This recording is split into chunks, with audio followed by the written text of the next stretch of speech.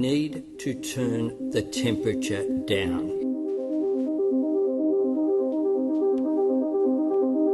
You're still a fuckwit!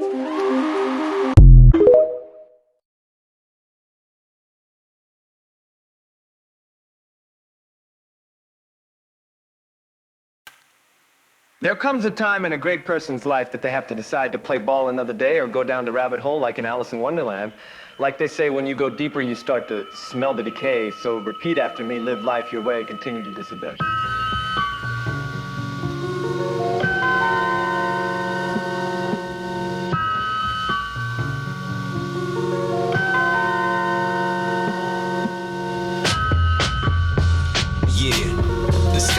Flickers like lies on a television screen. Suited silhouettes in the penthouse, plotting unseen. They sip red wine while the rest sip rust from the tap. Every speech rehearsed like a stage play wrapped in a trap. Private jets humming like mechanical crows in the night.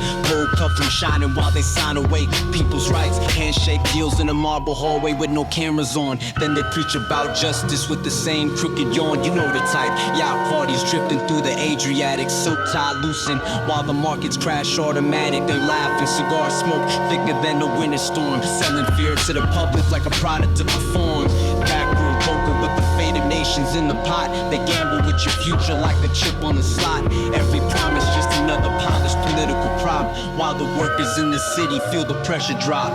See the pattern in the static when the headlines spin. Every solution they present just deepens the sin. They call it order while the chains quietly tighten, but the truth hits harder than a thunderbolt striking hook. Whether it's a president or a prime minister ruling your country, just believe me when I say they are so evil, so sinister, to the point where they will do more than just treat you like a punk G. So let's all stand up and make our world governments abolish for good. If it were up to me, out of all the world leaders wiping their behinds with chips, sandpaper, wood, you should stand up for society and your local community usually. But this time you guys decided to brutally take a seat on the fence. I'm not having it one bit. Just remember I am from a truth of community, so there is absolutely nothing that you can do to me. Boardroom emperors hiding snakes under tailored threads. They toast champagne while the neighborhoods dread. Stock charts rising like a tower built on despair, while the factory towns choke on the poisoned air. You can see them in the shadows of a motorcade line. Bulletproof glass reflecting every scripted headline. They preach about peace with a smirk and a grin, while the contracts for conflict quietly slide in. Lavish mansions with gates like a medieval throne. Security codes guarding secrets carved in stone. They vacation where the oceans glow turquoise and wide, while the working class barely keeps the Pope in smile. Special blade wheels, special blade wheels, special blade wheels, special blade wheels.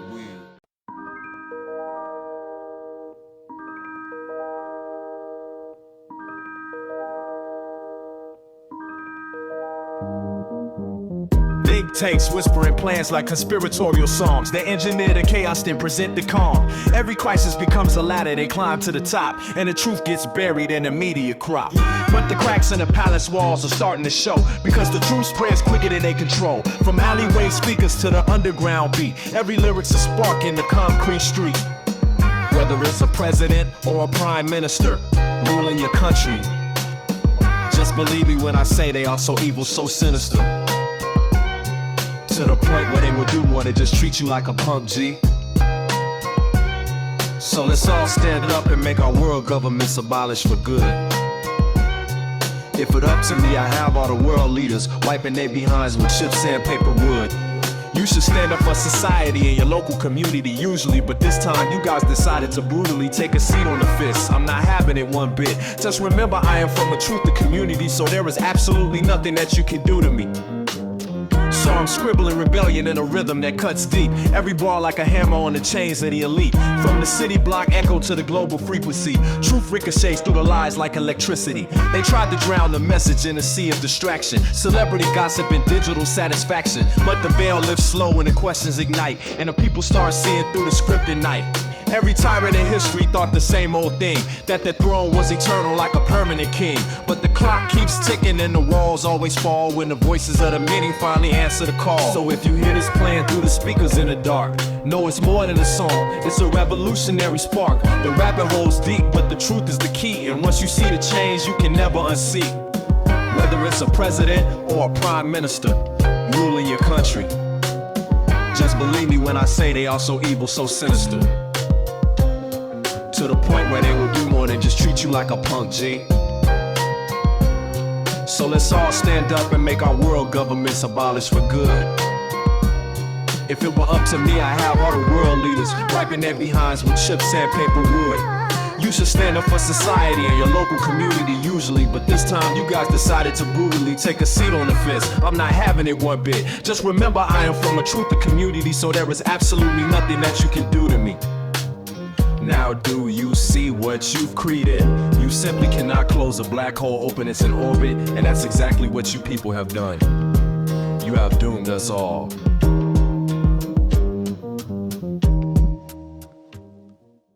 We'll tell you about the shameful family history of Anthony Albanese's family. Indeed, Albanese's real name isn't Albanese, it's Ellery. Once we've let the cat out of the bag on Albanese or Ellery, we'll show how his inherited intergenerational character weaknesses have sold out Australia. His mother, Mary Ann Ellery, was gifted a trip to Ireland in 1962 aboard the ship the Fair Star, paid for by her criminally convicted father, George Ellery. Mary Ann lived with her parents, as eventually did a young Anthony, more soon on Mary Ann's criminal father, George Ellery. On the Fair Star, Mary Ann, on the right, hooked up with Italian waiter and busboy Carlo Albanese, who impregnated her. At the time, two-timing Carlo was betrothed in Italy. He eventually married his Italian fiancée, and until later in life had no contact with or knowledge of what became of his sexually ambiguous son in Australia. Based on historical newspaper reports from 1922, following is a summary of George Ellery's criminal history and the context surrounding him. George Ellery was a printer with a successful business, funded partly by printing materials for the Australian Labor Party, while engaging in forgery and printing betting slips for criminal activities. He was known to be relatively well off, enabling him to send his daughter on a cruise to Ireland aboard the Fair Star in 1962, when it was impossible for working-class Australians to do so. George Ellery, 37, was involved in two separate fraudulent schemes to accumulate his wealth while working-class Australians struggled. Ellery was implicated in a fake medicine labels conspiracy in 1922. He was charged with conspiracy to defraud and in possession of 40 forged trademark blocks. A trademark block, often called a printing block or trademark block, is a physical tool used in traditional printing to reproduce a trademark, logo, or design. In the pre-digital era of the 1920s, trademark blocks were essential for commercial printing. Forgery required expert skill to carve accurate imposter copies of existing trademarks.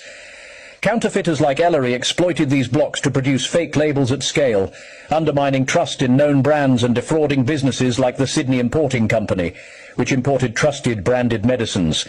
Being an imposter runs in Anthony Ellery Albanese's family. If you want to look up the Ellery case and co-conspirators, do so by the names of Raymond Kellick, 23 taxi driver, George Ellery, 37 printer, Sidney Dunn, 38 chemist, Francis Thompson, 32 business manager, William Anderson, 50, and Matthew Royal, 37 traveller. All were charged in a 1922 Sydney court for manufacturing and selling counterfeit patent medicines. Ellery admitted to printing 65,000 fake labels and possessing 40 forged trademark blocks. This was no small-scale operation. It produced huge profits, like drug dealers rake in today. Mary Ann's cruise to Ireland is hardly what poor families did at the time. The Ellerys were a family of means. The Ellery gang supplied wholesale dealers with spurious medicines, including defrauding the Sydney Importing Company. The case involved 50 witnesses. Ellery faced 3 charges, while others were charged with fraud, trademark forgery, and sales of bogus drugs. Ellery also produced fake betting cards, resulting in subsequent criminal convictions. He wouldn't have been above printing fake election voting ballots for the Labour Party. His Labour Party connections likely shielded him from other crimes and lasting reputational damage. The Ellery family flair was passed on to his grandson, Anthony. Anthony Ellery Albanese is a fake. His mother came from a relatively prosperous family that had lived off the proceeds of crime. George Ellery was raking in big money as a crim. He didn't need to live in public housing with his wife and daughter Mary Ann. It was a matter of choice and convenience, not abject poverty, as Prime Minister Anthony Albanese likes to peddle in pursuit of the politics of pity. Albanese has a fake name, not congruent with his birth name. Does he call himself Albanese to cover up the shame of his grandfather George Ellery's repeated criminality, or to bond with a philandering Romeo-Italian father who never lived in Australia and who didn't want him?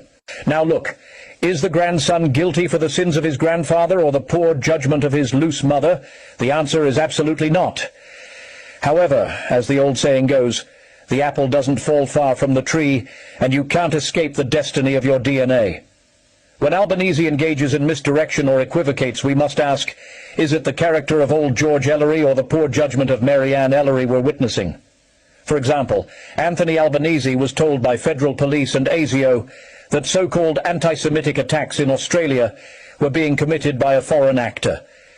It was Israel's secret intelligence agency, Mossad, who was behind the staged attacks in Australia. It was Jews attacking their own to paint Australians as virulently anti-Jew, aiming to sway Australia's foreign policy to favour Israel by strangling Australians' anti-Israel opposition to Israel's genocide in Gaza. Israel's Prime Minister Benjamin Netanyahu, who has been indicted by the International Criminal Court, took to X posting Australians are anti-Semitic, and Anthony Albanese was doing nothing about it. He was shaming Australia for what he himself had green-lighted Mossad to do in Australia. The chutzpah of the man knows no boundaries, as tens of thousands of dead Palestinian mothers and children have experienced. Anthony Albanese knew the truth about Israel's Mossad. He was told by the federal police and ASIO he didn't have the guts to call out Benjamin Netanyahu for committing acts of terrorism in Australia. So what did he do?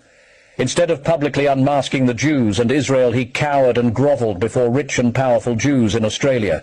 He then stripped Australians of free speech as directed, quickly enacting odious hate speech laws, mandating mandatory 6-year prison terms for criticism of Jews who support and finance Israel's crimes against humanity.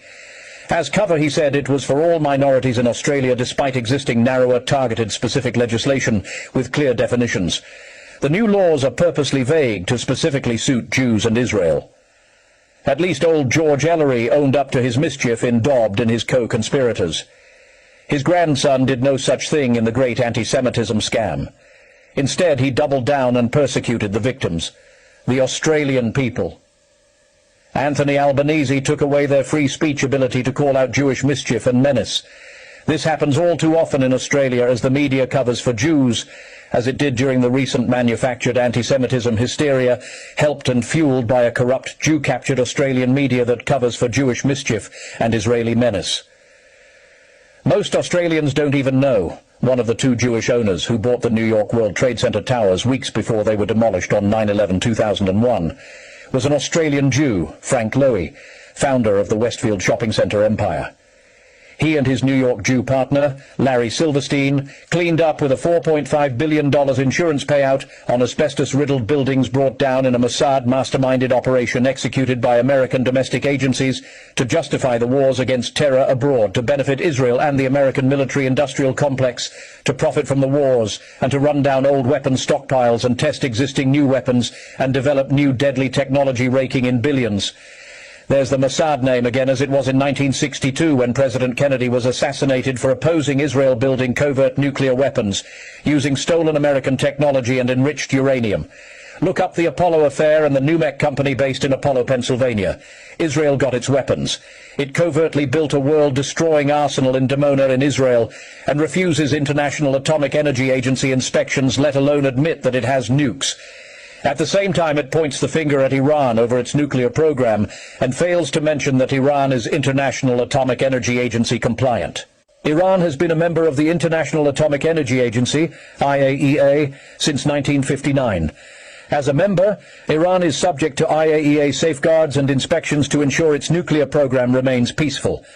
Over the years, Iran's nuclear activities have been the subject of international scrutiny and negotiations, leading to various agreements and resolutions aimed at monitoring and regulating its strictly peaceful nuclear program. Iran is also a signatory to the Treaty on the Non-Proliferation of Nuclear Weapons, NPT.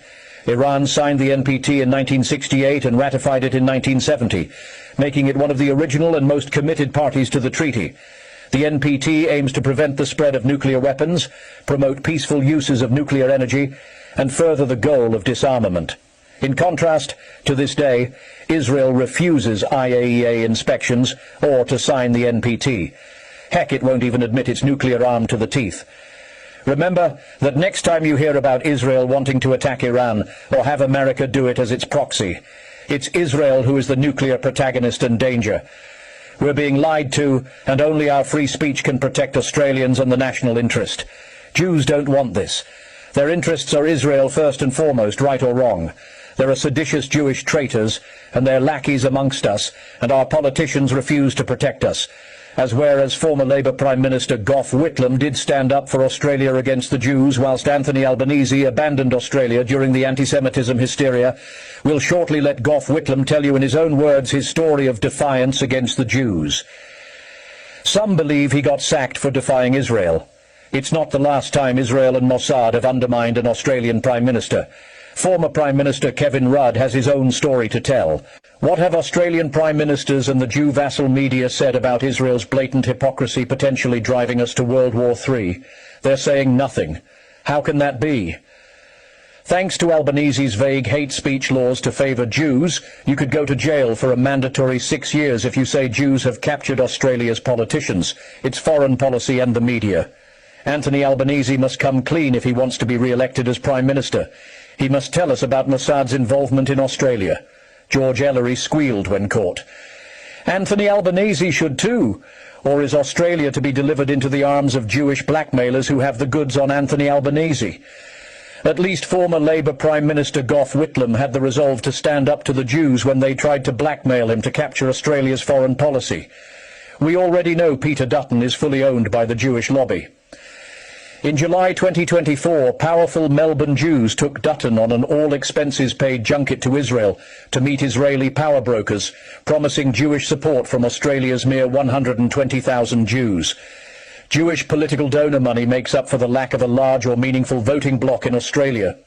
The numerous Jewish front organisations with pompous names and few members seek to amplify and project electoral voting influence beyond their small, insignificant numbers. What they don't have in votes, they have in billions of dollars from rich Australian Jews who bully the media and buy, bribe or blackmail politicians. These disloyal Australian Jews